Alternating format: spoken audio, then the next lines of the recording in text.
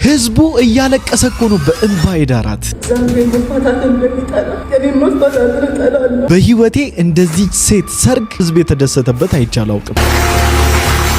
ገባውትም ቃል ኪዳን ምልክት ይሁን ዘንድ ይህን ቀለበት አስርልሃል። ተመልከት የጌታን ስራ እንዴት ውብና ድንቅ እንደሆነ። ከአሁን ሰዓት ጀምሮ እግዚአብሔር አብ፣ እግዚአብሔር ወልድ፣ እግዚአብሔር መንፈስ ቅዱስ በኢየሱስ ስም ይሄ የገባኝ ቀን ጨለማዬ ነው የተገፈፈው። ሀብት አይደለም መኖር፣ በዝና በክብር አይደለም መኖር በእግዚአብሔር ነው። ታዋቂ አገልጋዮች የደሆችን ልብ እየሰበሩ ተልኮ ይዘን የመጣ ነው። ሽምግልና ልጃችን ትዕግስትን ልጃችን ለያሬድ ጠይቀን ዶክተር ማሙሻ ፈንታ አስደንጋጭ የሆነ ንግግር ተናግረዋል። ተራ በተራ ስነ ስርዓት ትይዛለህ ማለት ነው። ውስጥ ያለ ልቃጠል ነው ቁጭ ማለት ይሄ ከእግዚአብሔር ይሄ ውቃቢ ነገር። ኧረ ይሄ ሰው በሳቅ ሊገለኝ ነው። ጌታ ባለም አዞራለሁ ብሎኛል። ሰይጣን ይዙር፣ አንተ ተረጋጋ። ሰው ባመነበት እውነት እንዴት ይታረዳል? ከሙስሊም እኮ ሰው ወጥቶ ጴንጤ ይሆናል። ተከለክላላችሁ እንዴ? ምን አይነት ሴት ብትሆን ነው ግን 80 ዓመት ሙሉ ተሸክሞ የ80 ዓመቱን ቢያስከፍለኝ እኔ በምን አቅሜ? ነገር ግን እግዚአብሔር በምህረቱ ባለጠጋ ስለሆነ ምህረቱ ብዙ ነው፣ ምህረቱ ብዙ ነው፣ ብዙ ነው፣ ብዙ ነው፣ ምህረቱ ብዙ ነው፣ ብዙ ነው። ሰላም እንዴት ናችሁ? እኔ ወንድማችሁ ጂምቤሪያው ነኝ። ዛሬም እንግዲህ እንደተለመደው በቆንጆ ቪዲዮዎችና በአስተማሪ ቪዲዮዎች ሰዓትና ጊዜን ጠብቄ ከች ብዬላችኋለሁ። ሁላችሁም እንደተለመደው ቪዲዮን ከመጀመራችሁ በፊት ላይክ እያደረጋችሁ ቪዲዮን ጀምሩ። ሰብስክራይብ ያላደረጋችሁ ሰዎች ሰብስክራይብ እያደረጋችሁ ቤተሰብ ሁኑ። ወዳጅነታችሁን አጠናክሩ። ቀጥታ ወደ ቪዲዮአችን። እግዚአብሔር መፋታትን እንደሚጠላ እኔ መፋታትን እጠላለሁ። እግዚአብሔር ቃል ሰው አባትና እናቱን ይተዋል፣ ከሚስቱም ጋር ይጣበቃል፣ ሁለቱም አንድ ሥጋ ይሆናሉ ተብሎ እንደተጻፈ እኔም አባትና እናቴን ትቼ ከአንተ ከባሌ ጋር በፍቅር በመጣበቅ አንድ ሆኜ ለመኖር ቃል ገባለሁ። ክርስቶስ የቤተክርስቲያን ራስ እንደሆነ ባልም የሚስት ራስ ነውና ቤተክርስቲያን በነገር ሁሉ ለጌታ እንደምትገዛ በነገር ሁሉ ልገዛልህና ላከብርህ። ዋው! ጌታ ኢየሱስ ክርስቶስ ያንደበትሽን ቃል ያኑርሽ። መጋባታችን ለእግዚአብሔር ክብር ነውና አብረን በህይወት በምንኖርበት ዘመን ሁሉ በዙሪያችን ላለው ዓለም ኢየሱስ ክርስቶስን የሚያሳይ ህይወት ለመኖር ቃል ገባለሁ። አሜን። እግዚአብሔር የሚሰጠንን ልጆች ቅዱስ ቃሉን በማስተማርና መልካም ምሳሌ በመሆን ለክብሩ ላሳድጋቸው ቃል ገባለሁ። ዋው! አረ እያስደነቀችኝ ነው ጌታ። አይዞሽ የኔ እናት፣ ጌታ ኢየሱስ ክርስቶስ ብርክ ያደርግሽ።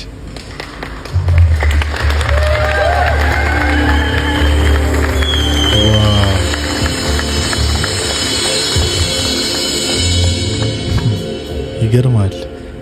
እግዚአብሔር መፋታትን እንደሚጠላ እኔ መፋታትን እጠላለሁ። ባንገኝም ባንኖርም እንግዲህ ደስ ብሎናል ጌታን። ተባረኩ። ጌታ ኢየሱስ ክርስቶስ ዘመናችሁን ይባርክ።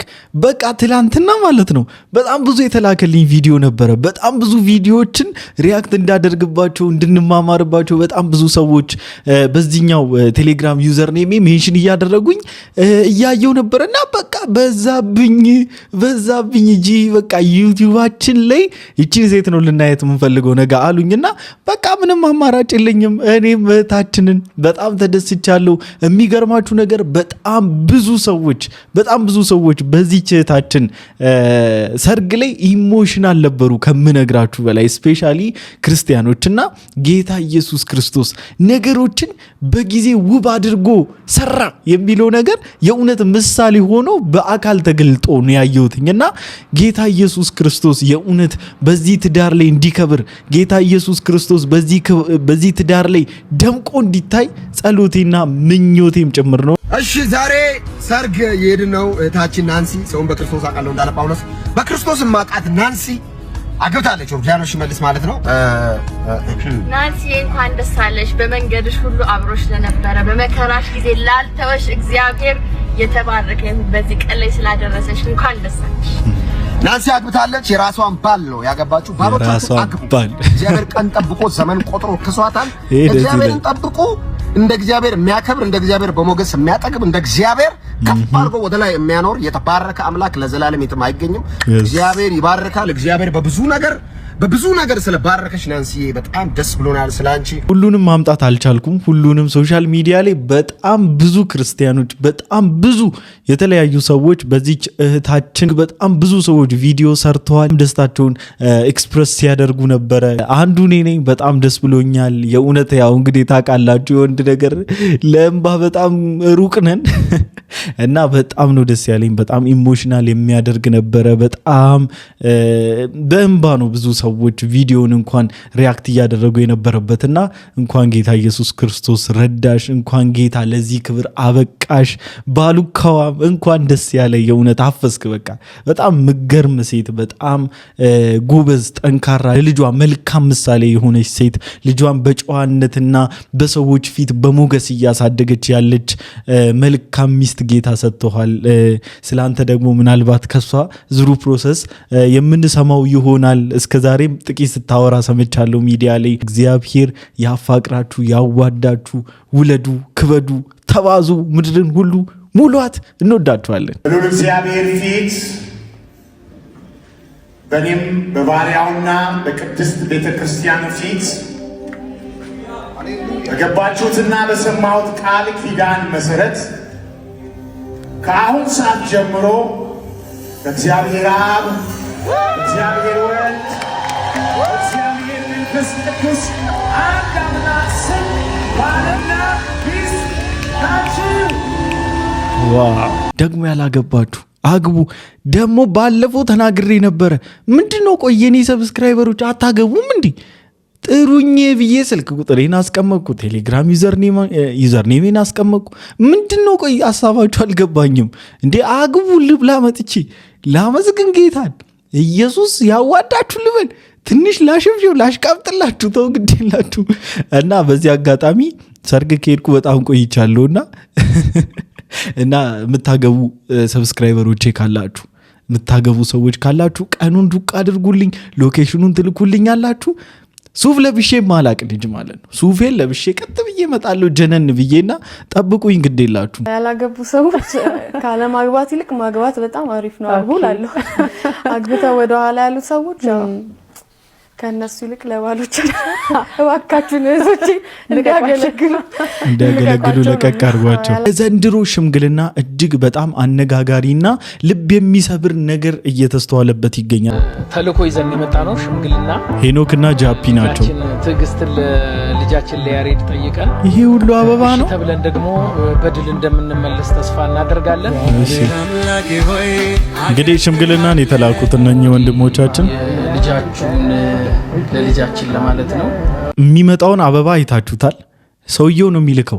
ለምንድን ነው ግን ህይወትን እያከበዳችሁብን ያላችሁት? ጌታን ክብራም ሲሪየስ እኮ ቅናት ምናምን እንዳትሉት። አይ ነው ሀብታም ልትሆኑ ትችላላችሁ፣ ገንዘብ ሊኖራችሁ ይችላል። ግን በመጠን ኑሩ ይላል መጽሐፍ ቅዱስ ሲናገር። በመጠን ማለት እንደሚገባ፣ በመጠን ማለት ሌላውን እያሸማቀቅ ሌላው ላይ ህይወት እያከበድክ አይደለም መኖር ያለብህ። ገባ?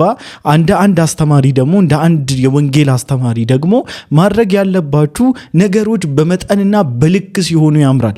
ከዓለም ኮፒ ፔስት እያደረጋችሁ የምትኖሩት ህይወትና በማስመሰል ውስጥ የምትጣጣሩትና የምትጋጋጡት ነገር ያስገምታችኋል እንጂ አያስደንቃችሁም፣ አያስጨበጭብላችሁም። እና ኮሜንት ሴክሽን ላይ ገብቼ ለማንበብ ሞክሬያለሁ። በጣም ኮሜንት ሴክሽን የማነብ ሰው ነኝና በጣም ብዙ ሰው አፍሯል፣ አዘንባችሁ፣ አፈርንባችሁ፣ ህይወትን ሽምግልናን እያከበዳችሁብን ነው። ፕላስ ደግሞ እጅግ በጣም ያሳዘነኝና ልቤን የነካኝ ኮመንት ምንድነው? እንዲሁ ለሀብታም እንደምትሄዱት ደግሞ ለደሆችም ሂዱ ብለው ሲነግሯቸው ኮሜንት ላይ ሲጽፉላቸው ሳይ በጣም ነው ያዘንኩትኝና የህይወትን ሌቭል ከፍታና ዝቅታ ቢኖረውም አዘሴም ታይም ግን እንደ አንድ የሃይማኖት መሪ ሁሉንም ኢኳል አድርጋችሁ ነው ልታዩ የሚገባው። ፕላስ ደግሞ ነገሮችን በመጠን በማይደረጉበት ቦታ ልትገኙና መኖር አለባችሁ ብዬም አላስብምና ይህን ነገር ወደ ክርስቲያኖች ላይፍ ስታይል ውስጥ ባትቀላቅሉትና ባታስገቡት ደስ ይለኛል። ሀብት አይደለም መኖር፣ በዝና በክብር አይደለም መኖር። መኖር በእግዚአብሔር ነው። መኖር በእግዚአብሔር ነው። ውሎ ማደር በእግዚአብሔር ነው። መሽቶ መንቃት በእግዚአብሔር ነው። በእግዚአብሔር ነው። በማያኖር ሁኔታ ውስጥ መኖር በእግዚአብሔር ነው። በከባድ ነገር ውስጥ መኖር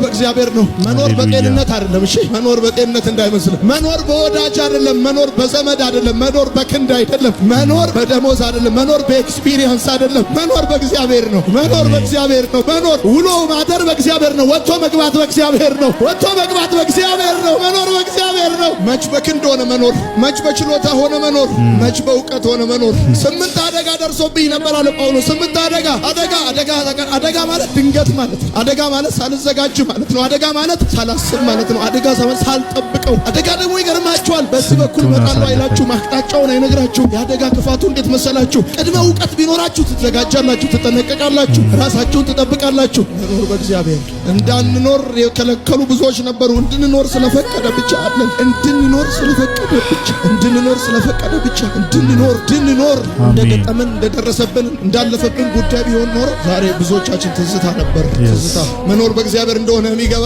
ከአንተ የተሻሉ ሰዎች በአይን ጥቅሻ ፍጥነት ሲጠፉ ስታይ መኖር በእግዚአብሔር ብቻ እንደሆነ ይገባል። መኖር በእግዚአብሔር ብቻ እንደሆነ ይገባል። መኖር በችሎታ፣ መኖር በጥንቃቄ፣ መኖር በእውቀት፣ መኖር በራስ ጉልበት እንዳልሆነ የሚገባ ከአንተ የተሻለ ጉልበት፣ ጥንቃቄ፣ ዝግጅት ምና የነበራቸው ሰዎች ዛሬ እንዳልኖሩ ስታይ መኖር በእግዚአብሔር እንደሆነ ይገባል። እግዚአብሔር እንደዚህ ይላችኋል፣ አድነህ ስንወድቅ እኮ እንደ በረኛ መሰለ እንደወደቅ ነው። በረኛ እኮ አመቻችቶ ነው የወደቀው። እናቶቻችን በአፍጢማችን በግንባራችን ከባድ አወዳደቅ ነው የወደቅነው። ምንድነው ክብር ይሁንለት በሰማይ ላለው። ከልካይ ከሌለው ነገር እኮ ነው ያዳነን። ከልካይ ከሌለው ነገር ማን ይከለክለው? ማን ያቆመው ነበር? ይገርማል። መምጣት ከጀመረ እኮ ጎበዞቹ ቤት ገብቶ እኛ ቤት የቀረው፣ ሀብታሞቹ ቤት ገብቶ እኛ ቤት የቀረው፣ ጠንካራዎቹ ቤት ገብቶ እኛ ቤት የቀረው ምን ይመስላል? መኖር በእግዚአብሔር ስለሆነ ነው። እሱ አኗሪ ስለሆነ። ጳውሎስ የወንበዴ አደጋ ደርሶብኝ ነበር። ወንበዴ ወገኖቼ ሌባ አይደለም፣ ከሌባ የከፋ ሌባ ካልተነቃበት ወዳጅ፣ ከተነቃበት አይናፋር።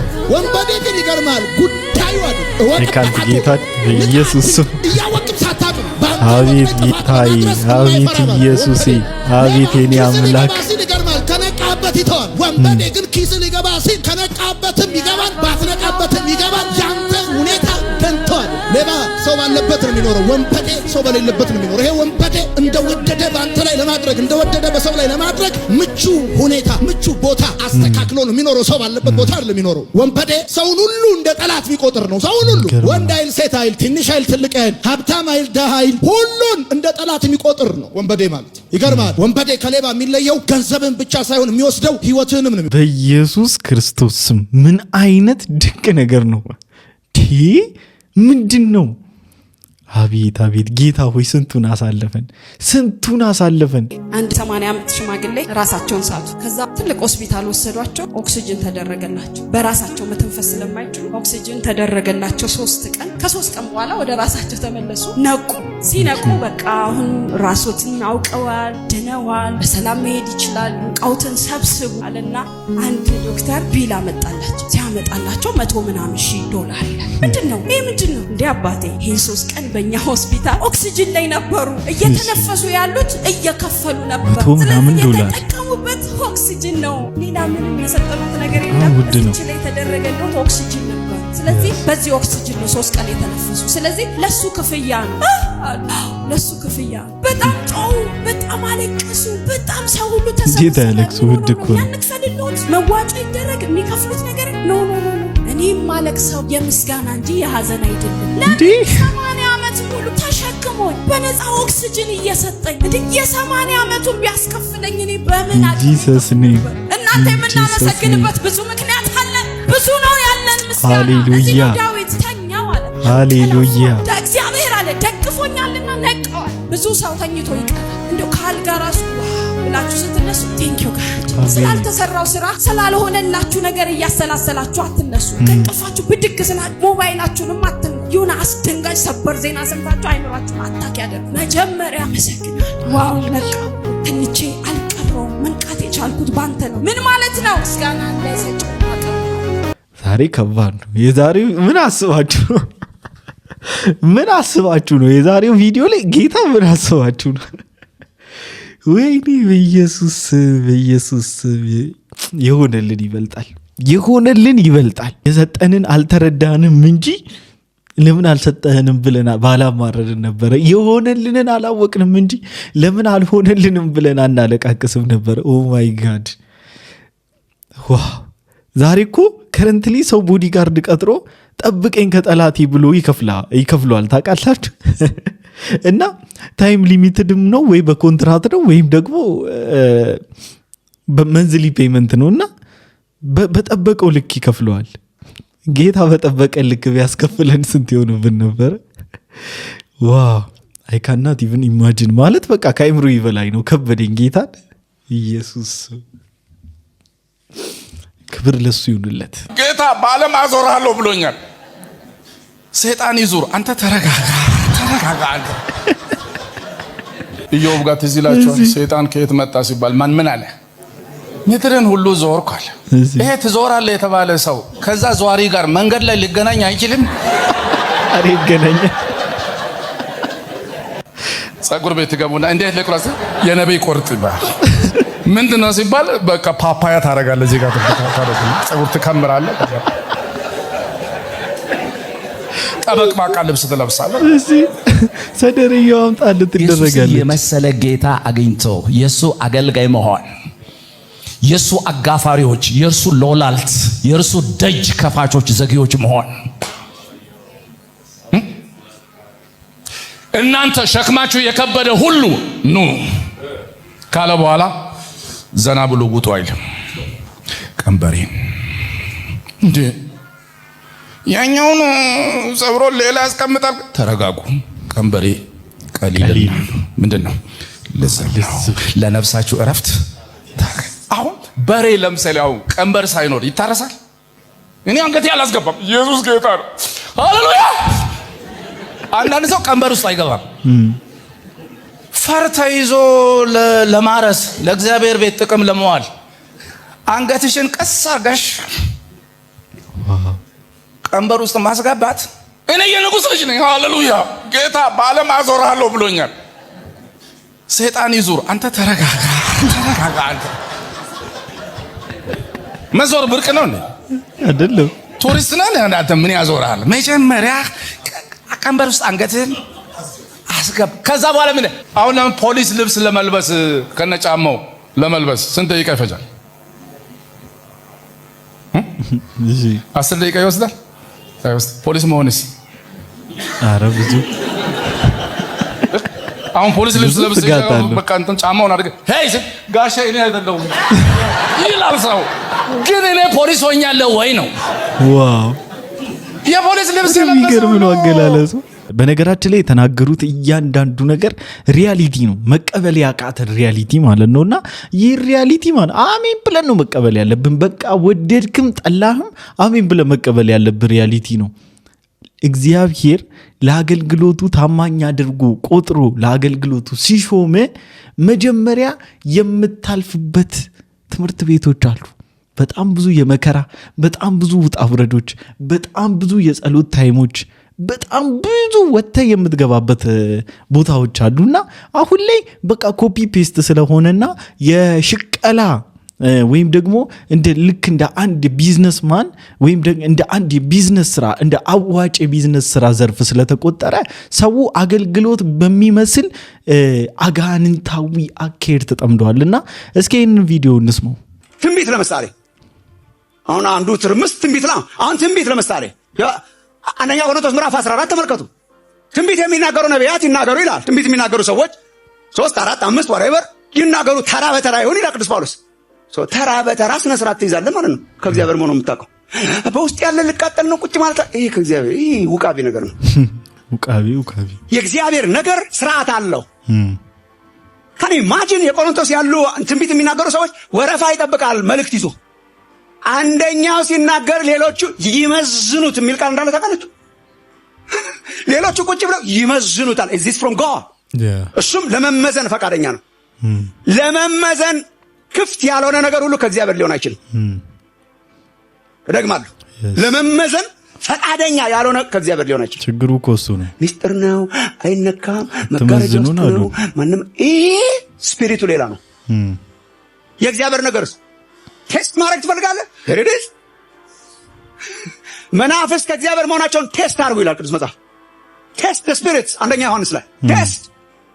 ሌሎቹ ይመዝሩታል ቁጭ ብለው ታውቃለህ። መጀመሪያ ወረፋ ይይዛሉ። ወረፋ ምንድን ነው ምናምን አይልም። ወረፋ ይይዛል የመንፈስ ቅዱስ ነገር። he is a gentle spirit. ወረፋ ይይዛሉ፣ ይመዝናሉ፣ ይመዘናሉ። ትመዘናለህ። በቃ እኔ ስፒሪቹዋል ቲንግ ነው ማራምደው ካልክ፣ መንፈሳዊ ሰው ነኝ ብለህ ካልክ፣ መንፈሳዊ ሰው ነኝ በሚል ታፔላና መንፈሳዊ ይሄ አገልጋይ ነኝ በሚል መጠሪያ ስም በጣም ብዙ የሚያጭበረብሩ እንደ ጉድ ስለፈሉ ትመዘናለህ፣ ትፈተሻለህ። የምትመዘነውና የምትፈተሸው ደግሞ ወይ በመንግስት አካል ወይ ደግሞ በፖሊስ አይደለም። የኔ ጌታ በእኛው እግዚአብሔር በሰጠን በቅዱስ ቃሉ ነው። ትፈተሻለህ፣ ትመዘናለህ። ከዚያ በኋላስ ልክ እንደ ቤሪያ ሰዎች የምታመጣት እያንዳንዷ ነገር ከእግዚአብሔር ቃል አንጻር ቼክ ስትደረግ፣ ስክሪፕቸር ሰርች ሲደረግ እዛ ላይ ከተገኘ አንተን አለመቀበል አንችልም። አንተን መናቅ ራሱ እግዚአብሔርን እንደ መናቅ ይሆንብናል። የእግዚአብሔርን ቃል ይዘ ከመጣ አለስ አዘርዋይስ ግን ሁለተኛ ዮሐንስ ምዕራፍ 1 ቁጥር 9 እንደሚል ለሚወጣ ሁሉ በክርስቶስም ትምህርት ለማይኖር ሰው አምላክ የለውም። በክርስቶስም ትምህርት ለሚኖር አብና ወልድ አሉት። ማንም ቢመጣ ይህንንም ትምህርት ይዞ ባይመጣ በቤታችሁ አትቀበሉት፣ ሰላምም አትበሉት። ሰላምም የሚለው ሰው ምን ይላል? ከክፉ ስራ ይካፈላል ብሎ እንደሚል ካንተ ከክፋት ስራ እንዳንካፈል ስንል አንቀበልህም፣ ሰላምም አንልህም፣ በሄድክበት መንገድም አንሄድም። ዝም ስትባሉ ደግሞ ጭራሽ በሃይላንድ ውሃ መከፋፈል ጀመራችሁ፣ እየጸለያችሁ መሸጥ ጀመራችሁ። እዚሁ ጎረቤት ያለ ቦታ ለአገልጋዮች ደሞዝ ምን ከፍለው የለም። አሁን ሃይላንዱ ተጸልዮበታል፣ ፓስተር እየጸለያል፣ ሃይላንድ ትገዛላችሁ።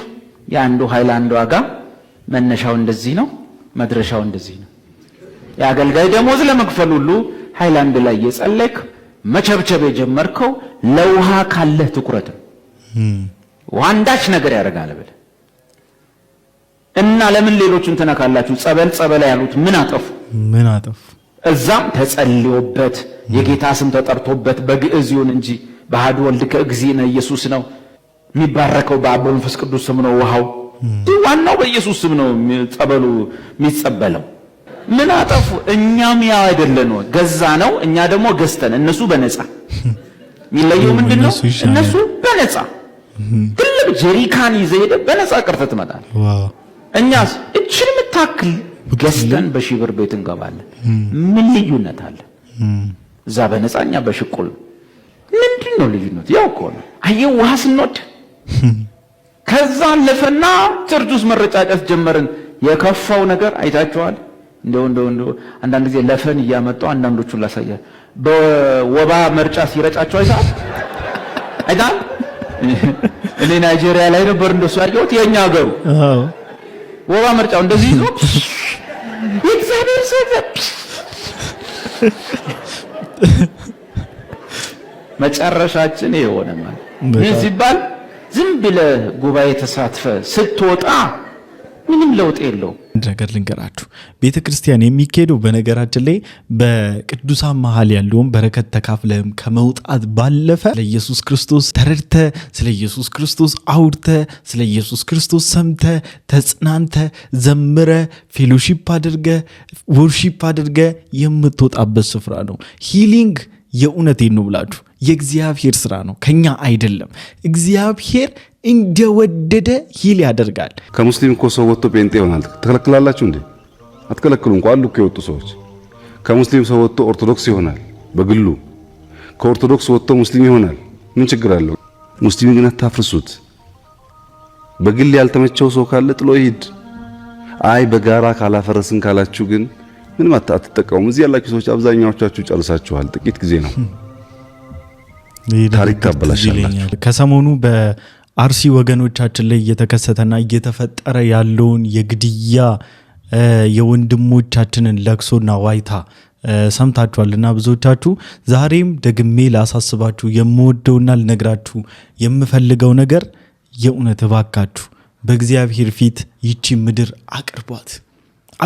በቃ ጸልዩላት ለዚች ምድር። ጸልዩ ለወጣቱ፣ ጸልዩ ለአባቶች፣ ጸልዩ ለሃይማኖት ተቋማት፣ ጸልዩ ለሃይማኖት መሪዎች፣ ጸልዩ ለመሪዎች፣ ጸልዩ ለመንግስት። እግዚአብሔር መልካምን ያደርጋል። የእውነት የዓለም መሳቂያ እንደሆንን ሬሳ እየቆጠርንማ አንቀርም። በቃ ሊሰለቸን ይገባል። ለማንኛውም ለዛሬ ይዤላችሁ የመጣሁት ቪዲዮ ይህን ይመስል ነበር። ሁላችሁም እንደተማራችሁበት ቁም ነገርም እንደጨበጣችሁበት ተስፋ አደርጋለሁኝ። በቀጣይ ቪዲዮ እስክንገናኝ ድረስ ሰላም ቆዩልኝ። ወዳችኋለሁ። ይመቻችሁ።